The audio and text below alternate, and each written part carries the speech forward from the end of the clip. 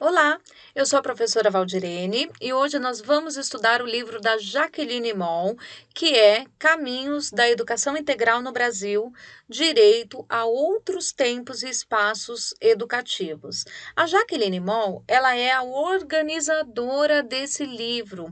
É um livro escrito a muitas mãos, tem muitas participações aqui.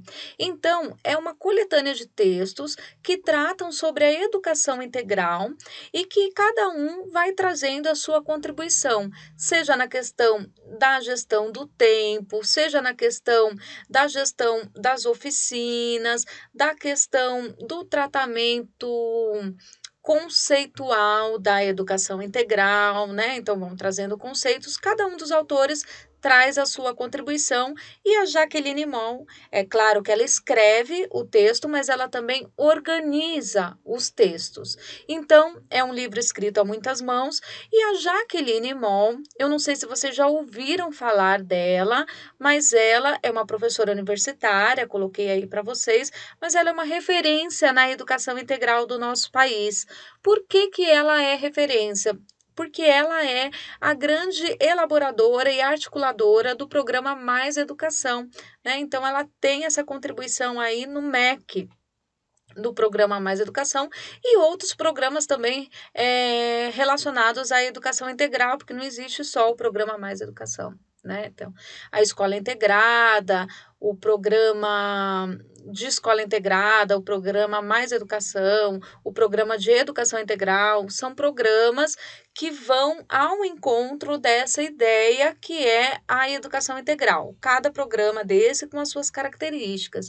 Eu deixei aí, como sempre, um link de um videozinho do YouTube para vocês conhecerem um pouco mais do trabalho da professora Jaqueline Moll. Esse livro, essa obra da Jaqueline Moll, ela está organizada em 3 partes, é um livro bem extenso. Então, a primeira parte, ela chama de Compondo Matrizes para o Debate, que é uma parte mais conceitual, né? Então, vai trazer alguns conceitos para a gente debater em relação à educação integral. Depois, a parte 2 são configurações da escola, né? Então, possíveis configurações, maneiras de se acontecer essa educação integral. E o terceiro são vivências e itinerários em políticas públicas. Uma parte, na verdade, que a gente não vai tratar. Eu suprimi essa parte, eu deixei apenas um pouquinho dela, que acho que é interessante para o concurso, porque depois, na parte 3 ela vai trazer experiências do Espírito Santo, experiências de Minas Gerais, de São Paulo, ou seja, de vários lugares do país, ela vai relatar boas experiências em educação integral. Então, eu não acredito que isso seja foco do concurso, tem muita coisa antes disso para ser discutida. Então, essa parte 3 eu peguei apenas aquilo que eu considero mais com cara de questão de concurso público.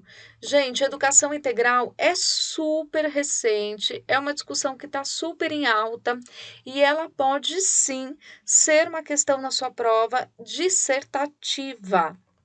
Então, nessa aula, diferente de algumas outras aulas, onde eu trago questões de concurso, questões objetivas, eu vou trabalhar com vocês no final dessa aula uma possível questão dissertativa, trazendo para vocês elementos que constam no livro que pode te ajudar a melhorar os seus argumentos, aí o seu repertório sobre educação integral. Tá bom? Eu espero que vocês gostem.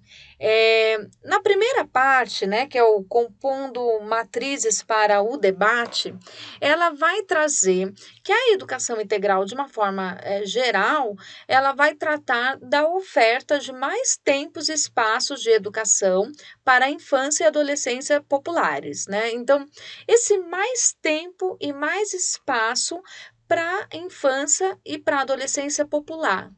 Por quê para a infância e para a adolescência popular? Porque as pessoas com melhor poder aquisitivo, as crianças já têm educação integral, não é?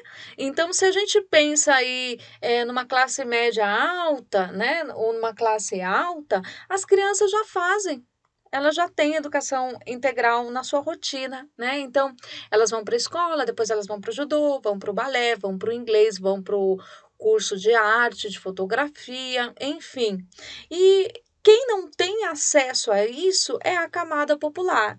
Então, é quando a gente fala desses programas federais, a gente está pensando prioritariamente nas escolas públicas, nessas camadas populares, né? Então, oferecer mais tempo e espaço para essas nossas crianças que não têm esse acesso que outras classes têm. E aí é muito interessante que ela vai colocar que essa camada, essa classe popular, ela é rotulada, né? Essas crianças são estigmatizadas como sendo crianças mais violentas, como sendo crianças mais atrasadas mentalmente, como sendo crianças mais lentas. Ah, então ele é assim porque ele é pobre, ele é assim porque ele não tem uma estrutura familiar adequada dentro dos padrões, ele é assim porque ele não tem uma família que dê o suporte que ele precisa. Então, ela fala que isso são visões inferiorizantes e que se a gente tem um aluno com essa visão inferiorizante, o que a gente fizer não vai ser educação integral, e sim políticas compensatórias. Ai, vamos fazer isso por ele porque ele é pobre, para melhorar, para deixar ele menos violento, para deixar ele menos lento. Não é essa a ideia. Então, ela fala que a gente tem que quebrar esse paradigma, essa visão que a gente tem da criança da camada mais popular. E a necessidade da gente reconhecer e fortalecer essas infâncias e essas adolescências.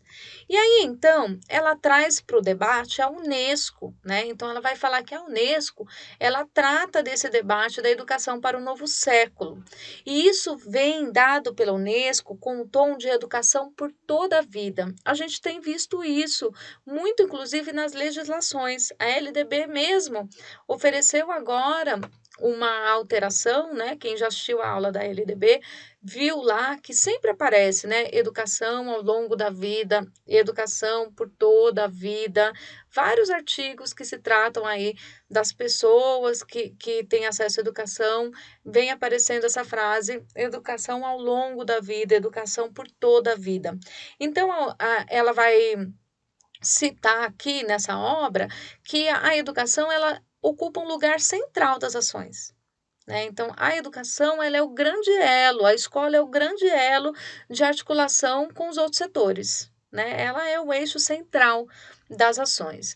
E ela não é, ela tem que deixar de ser instrumental, ela tem um fim em si mesma. Então, não é eu preciso estudar para trabalhar, eu preciso estudar para ser melhor, eu preciso estudar, eu preciso ter educação. A educação é um fim em si mesma, né? Então, a educação, ela prevê, ela garante o desenvolvimento. Então, só por si, ela dá conta. Então, quebrar esse paradigma também de que se educar é para ter alguma coisa ou para ser alguma coisa. Então, ela não é instrumental. A educação, ela é mais do que multicultural, ela é coletiva e ela é pessoalmente múltipla. A gente vai ver isso ao longo do trabalho. E educamos e aprendemos para algumas coisas. E aí, eu tenho certeza que vocês já ouviram esses termos, né? Os 4 pilares aí da educação da Unesco, né? Então, saber fazer, para aprender a aprender, para aprender a conviver e para aprender a ser. É assim que vem nessa obra, né? Os 4 pilares. Então, é uma referência aos 4 pilares. Então, nós educamos e aprendemos para saber fazer as coisas, para aprender a aprender as coisas, para aprender a conviver e para aprender a ser. Então, ela não copia os pilares exatamente como eles são, mas ela faz uma referência. E aí, é bem interessante que vão ter vários capítulos no livro, como eu disse, construído por vários autores. E esses capítulos, eles vão fazer referência a várias personalidades que já trabalhavam, ainda que numa época anterior, mas já trabalhavam dentro dessa política de educação integral. 2 citados são Anísio Teixeira e Darcy Ribeiro. Então, vão trazer aí as políticas educacionais deles, as contribuições políticas deles, tanto do Anísio quanto do Darcy Ribeiro, para educação integral. Então, o que o autor vai dizer é que ainda que eles não tenham implantado a educação integral, mas as políticas caminhavam para esse perfil. E aí, no outro capítulo, vai trazer Paulo Freire. E o que é interessante que eu separei para o concurso, né? Então, eu sempre vejo o livro e trago o livro para vocês aqui. Eu não posso trazer um livro de 300 páginas na íntegra, né? Então, claro que a Anísio e Darcy tiveram contribuições, são excelentes contribuições, mas lá no livro eu não vi nada que pudesse ser trazido para um concurso público. E aqui no Paulo Freire tem as 5 dimensões para humanizar a educação. E isso, na minha experiência, tem cara de concurso. Então, o que o autor fez nesse capítulo do Paulo Freire? Ele fez um estudo de todas as obras do Paulo Freire. Então, não é que o Paulo Freire trouxe 5 dimensões em determinado livro. E ele copiou e colou essas dimensões. Não é isso. Então, o que ele faz é pegar as obras de Paulo Freire, estudar algumas obras e ir procurando pontos em comuns nessas obras. Conforme ele foi achando esses pontos em comuns, ele conseguiu juntar em 5 dimensões. Então, são várias obras do Paulo Freire analisadas e que juntas elas deram essa classificação de 5 dimensões para humanizar a educação. Então, a primeira, a dimensão ético e política, né? Então, o professor ele tem que tomar consciência do seu papel político-pedagógico para com a sociedade, com os seres humanos. Olha a palavra que ele usa, genteidade. A gente tem que ser gente, tem que ter uma genteidade ligada à dimensão humana. A gente não pode perder a genteidade. Superar a pedagogia das respostas e das certezas demasiadamente certas. Então, aquela certeza absoluta, né?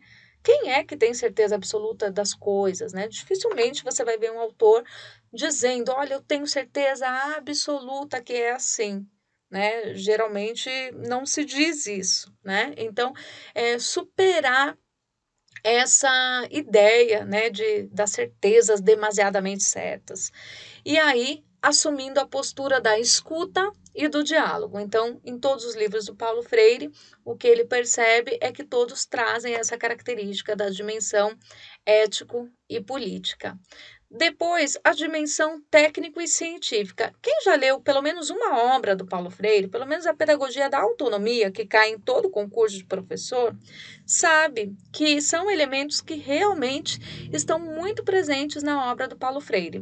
A dimensão técnico-científica, ela diz respeito à especificidade, né, da educação escolar. Então, o professor ele tem que ter esse domínio técnico e científico. Então, ele tem que ter rigorosidade metódica, o Paulo Freire fala, né? Mas, ao mesmo tempo que o conhecimento não é neutro.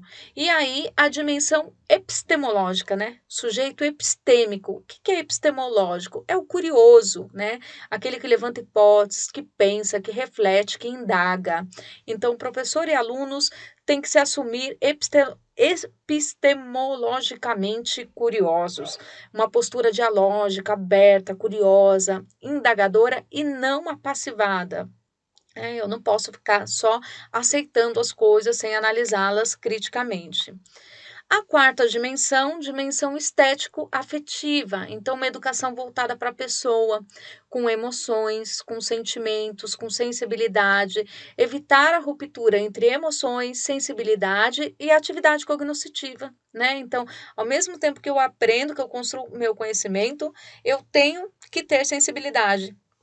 Então, ele fala que segundo Paulo Freire, é a escola alegre e séria, né? Então, é a escola que é séria no seu compromisso de ensinar, mas que não perde as suas emoções. E, por último, a dimensão pedagógica, reciprocidade de consciências. Cabe aos educadores conduzir o processo. E olha a palavra que, se a gente não estuda, a gente não marca como a correta no concurso. Dirigir o processo com os alunos e não aos alunos. Aprender a escutar as perguntas. Então, dirigir, se a gente pega todo o contexto de uma concepção sociointeracionista, uma concepção construtivista, quaisquer que sejam, que tem um jeito de ver o aluno como sujeito ativo, a gente vai olhar a palavra dirigir e vai achar que ela é ruim. Não é? Então, aqui, nesse caso, ela não é ruim. Então, ele está dizendo que cabe sim, é responsabilidade do professor assumir essa sua dimensão pedagógica, que é dirigir o processo. Mas ele dirige o processo com os alunos e não aos alunos. O processo não está pronto, é feito com os alunos. Aprender a escutar as perguntas. Então, essas são as 5 dimensões, segundo as obras de Paulo Freire, que são trazidas para a gente pensar a educação integral, e eu acho que vale super a pena você estudá-las, porque tem cara de concurso. 5 dimensões, para mim, tem cara de pergunta de concurso público, tá bom? Nós vamos encerrar esse bloco aqui e voltamos em seguida para continuar os estudos sobre educação integral da Jaqueline Mó.